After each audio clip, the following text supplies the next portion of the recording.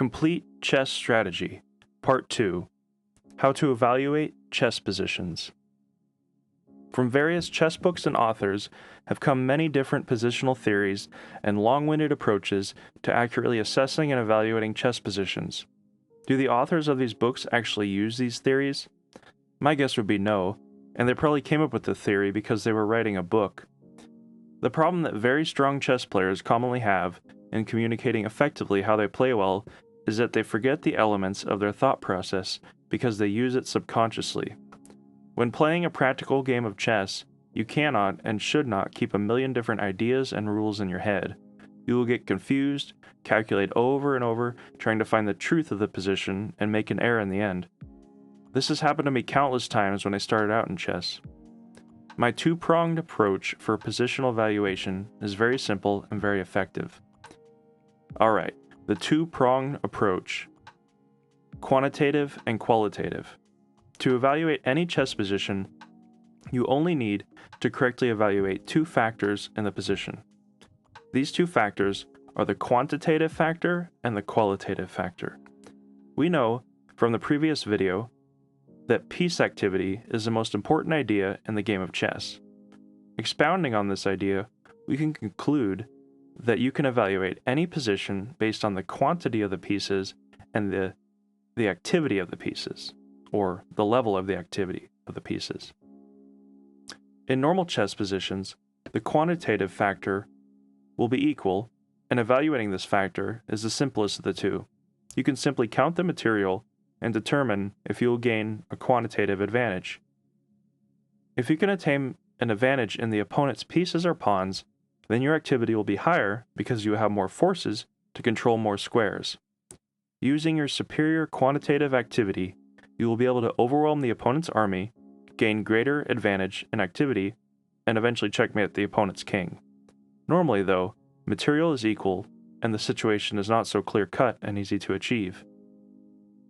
The qualitative factor is the primary factor at play in most chess games that are played on a high level, because the player who places his or her pieces on the most active positions will obtain a numerical superiority on a specific part of the chessboard, and will be able to start an effective attack and convert that greater activity into a quantitative advantage or a winning attack on the opponent's king.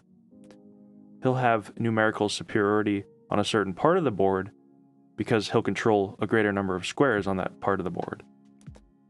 The qualitative factor is much more complex to evaluate than the quantitative factor because it is still much simpler in reality to evaluate than some positional chess books would have you believe. So, before we define how you will evaluate the qualitative factor of piece activity, we should define what exactly indicates the activity of a piece. According to the rules of chess, each chess piece moves in its own special way and thus controls certain squares on the board during play. To evaluate the quality of piece activity, you can intuitively determine which side controls more squares on the board. For example, if you examine a bishop on the edge of the board versus a bishop on the center of the board, you can see that the centralized bishop controls 13 squares on the e5 square versus 8 on the a1 square. You do not need to actually count the squares, but you can realize it right away using your intuition. This is how chess masters actually evaluate positions quickly and accurately, and do not really take into account a million different factors and rules at once.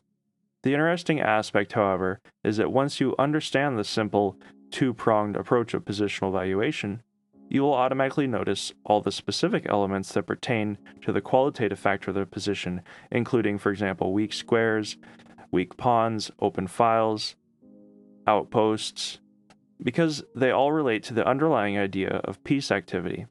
The side with the greater piece activity will be using their greater control of the board to convert this temporary advantage into a quantitative advantage using tactical means or winning mating attack. Chess is a strictly logical game, and thus we should reduce our understanding to this base logic so that we can know what we need to do in any position. The simpler our thought processes and understanding, the easier it is to apply to a practical game. Of course, our understanding must be based in the fundamental logic of the game. Chess can be an incredibly complex game, but the complex beauty of the game is grounded in simple rules and principles that can be used to deconstruct even the most complex positions. Practical application of your understanding. It's good to have a better overall general understanding of a game, but we will need to go even deeper to apply this understanding.